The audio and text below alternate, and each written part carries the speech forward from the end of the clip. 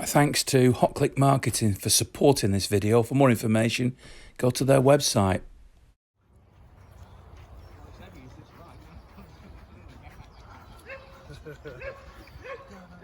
Well, Monday, of course, City find out their fate in terms of whether they're to be banned from Europe for 2 years, as UEFA wanted them to do. But the 1894 group, who are the most vociferous City fans who sit and stand in the South Stand, have produced this banner, which is their protest. It was originally going to be unveiled at the home game against Real Madrid, but of course that can't and didn't happen. The club didn't want them to unveil it inside the stadium, even though it might have been empty. So with social distancing here in Heaton Park this morning, the banner has been unveiled. In a moment or two, you'll find out the thoughts and the creative forces behind it. But for now, here's what the banner looks like.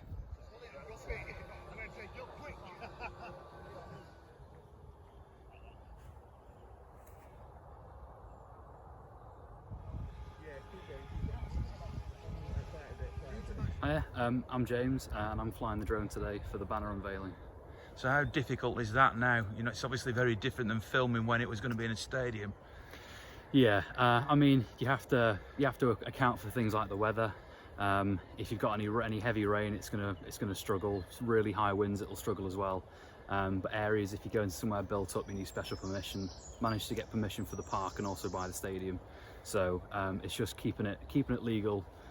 Taking all the precautions you need, making sure your kit works, making sure your batteries are all charged, and just flying responsibly, really. So from that little drone, we're going to see pictures from up above of that flag. Yep, 400 feet maximum, or 30 miles an hour flyovers. It's going to look pretty special, yeah.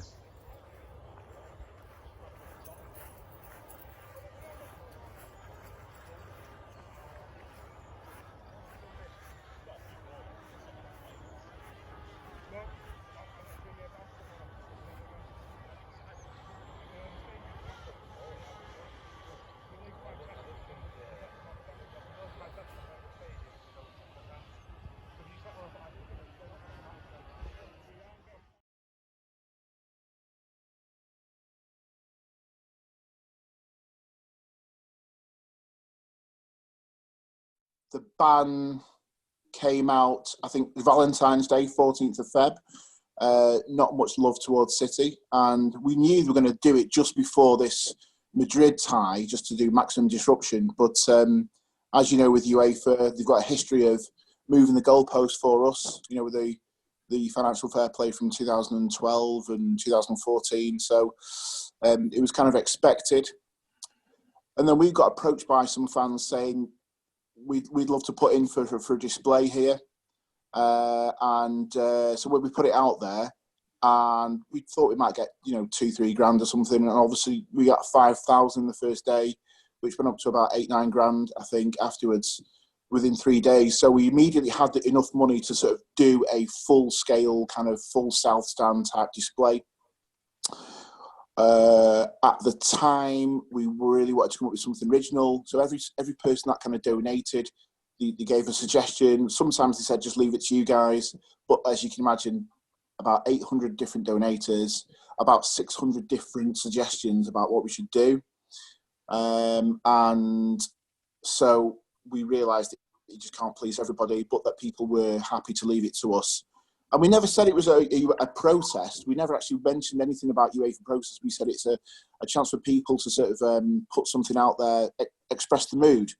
Clearly, it would have been a UEFA protest, and it is, but we didn't put it out there on purpose, just because we wanted to take the hysterics out of it and to make sure the media report accurately. And Don's a member, actually, but we got in touch with Don earlier in the year, because everyone knows Don's work in the Colin Bell stand with his one-man process, and he's mentioned things about UEFA as well previously, the racism and the lack of enthusiasm to tackle this. And obviously he was interested in VAR, and we were doing a VAR kind of protest in January against Palace. And I bumped into Don and said, do you want to come along to some meetings? And, he got involved. So when it came to doing this display, we felt that Don was the absolute ideal person. Anyone who's seen his work, it's, outstanding. Stratford did when we did the banner I came up with. It's just a scriggle an idea put down on A4 paper. We've gone to all this work, hopefully on behalf of the fans, give them what they want, and then 5 days before the tie, obviously, it's been postponed, expectedly really, but it has been postponed. So we've never had a chance to do this display.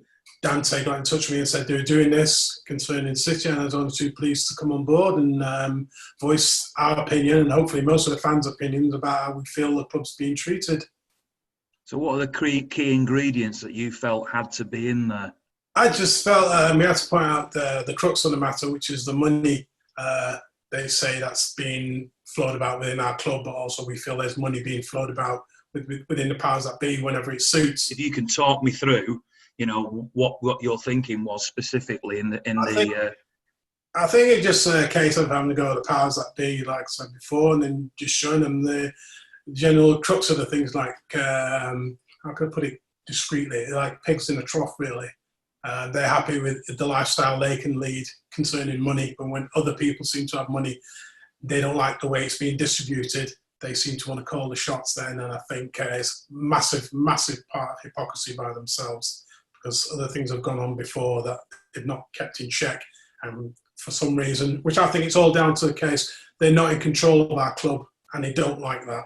They do not like that. We control ourselves. We're self-sufficient, whereas a lot of those clubs aren't.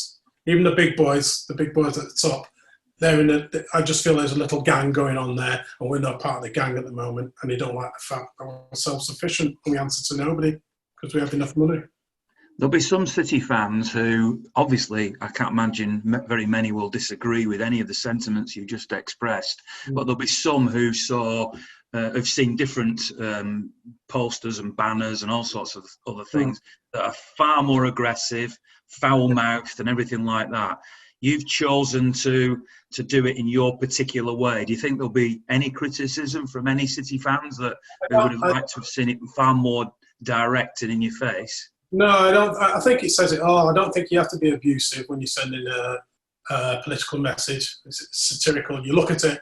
I don't have to swear, put two fingers up and say this guy's this or whatever. You look at it, you'll get the message. You'll get the message, and that will try and convey. And it says it all. You don't always have to be abusive to get a message across to people. I think you'll have not only will they get the message, I think they'll have a laugh about it as well. The people at UEFA probably won't, but I'm sure the fans will, because the images, I think, say it all when they see it.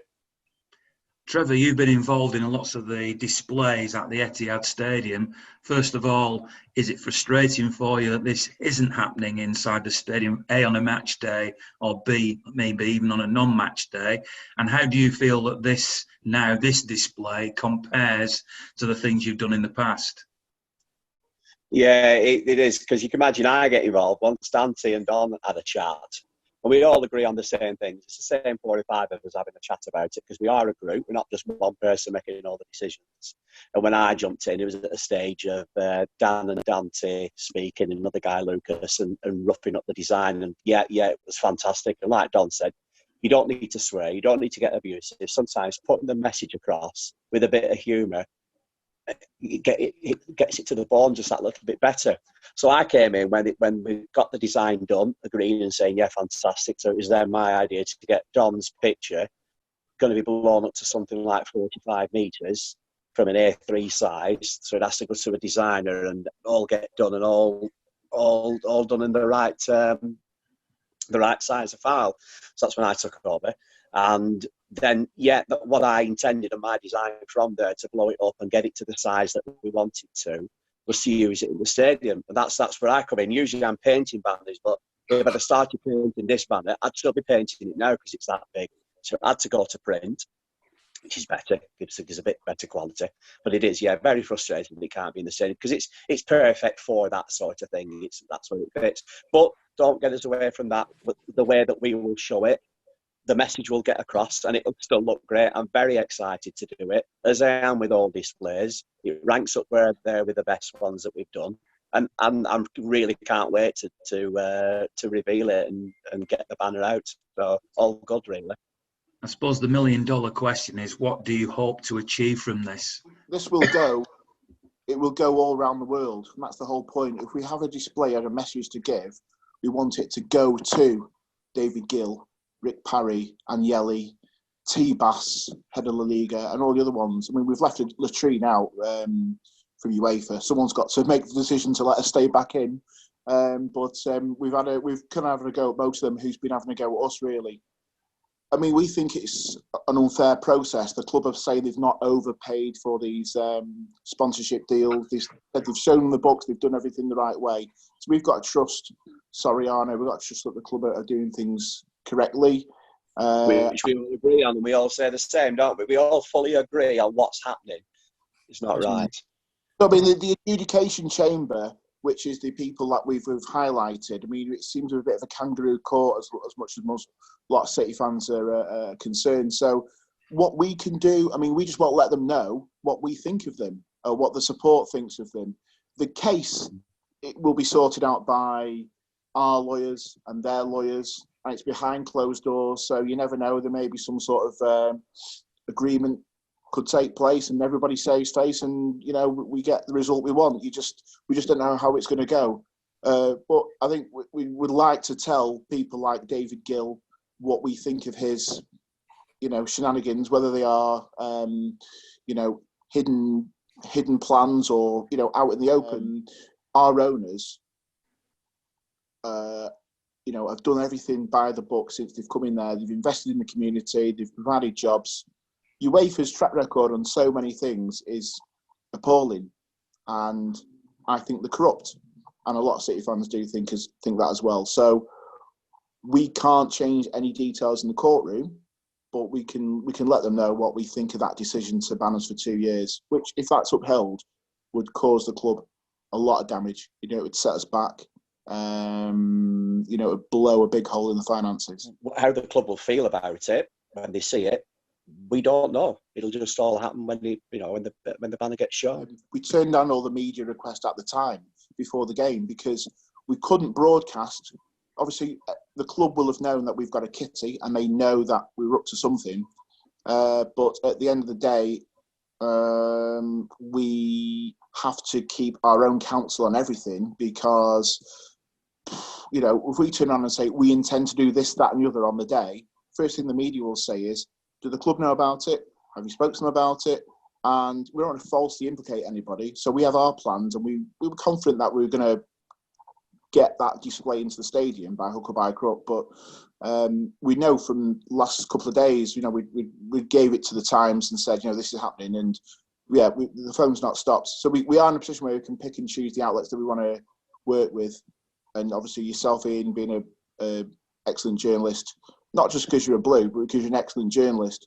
We want to speak to you first. The protest has been going on for years from City fans. We've not been able to vent our spleen other than booing the UEFA anthem before the start of the game. But this is not just something that we've just done now. We thought, there's a court case coming up, we'll throw it together. We've had to put up with a lot of rubbish over the past few years with UEFA City, the way they've treated us, with the ban on fans not being compensated for going to away games, getting fined for coming out late, and we've seen the nonsense that other teams have done against us. So this is not something that's been we'll have a go at the UEFA because they're having this court case. This has been going on for years, and they know that because they've made noises about us booing the UEFA anthem, our dismay, the way they've treated us. So it's been going on for a while, and people need to know that. The media need to know that it's not something we've just made up and thought we'd have a go at them for the hell of it. What's your instinct? City going to be banned 2 years, 1 year, or is this going to be overturned?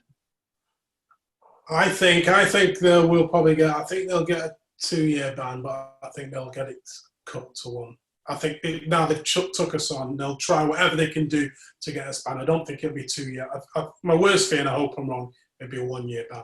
I look at football now and thinking that financial fair play is a complete joke in the first place. And look at the clubs will need investment now. So UEFA's top clubs, even their G14, they need a way to, owners and people to invest in football because there's a crisis at football. So I'm hoping that City win the case to end financial fair play because it's important that, if somebody takes over Leicester or somebody takes over Sheffield Wednesday or, somebody takes over Forest and a club that's won the European Cup twice, are we saying that they can't ever win the Champions League again? Villa have already won it. These are clubs that, if somebody wants to invest in them, should be able and can attract sponsors and do things legally, as we say we've done, then we should be able to do that. It shouldn't just be Bayern Munich, Juventus, and Real Madrid every single year for the Champions League. You had the Juventus chairman. He said Atalanta shouldn't even be in the Champions League. What's a club like Atalanta doing in the Champions League? I mean, they could have won it this year. You know, that's football. So it's a closed shop. We want the end of the closed shop, really, because it's kind of obvious for everyone to see what's happening now. So as the artist, you've seen it all now unveiled with the flares. What do you think? Absolutely brilliant. It went exactly, well, better than we anticipated. Great turnout by the guys. Everybody's put brilliant effort in, and I think it's well worth what we've done. I'm sure the fans will appreciate it when they see it. Were you worried about the rain last night? Was a bit. We're a bit iffy thinking, is it going to rain? Is it going to be sunshine? Got up this morning, a bit panicky, there's a bit of rain floating about, but as you can see, it's turned out beautiful, and it's true blue. And now you want everybody to share it. I do. To retweet it. Spread the word, everybody. We need to stick together on this one. I think once you see the message, most of us will be happy with it, because we're all Blues and we all want the best for our club. That's why we're doing this.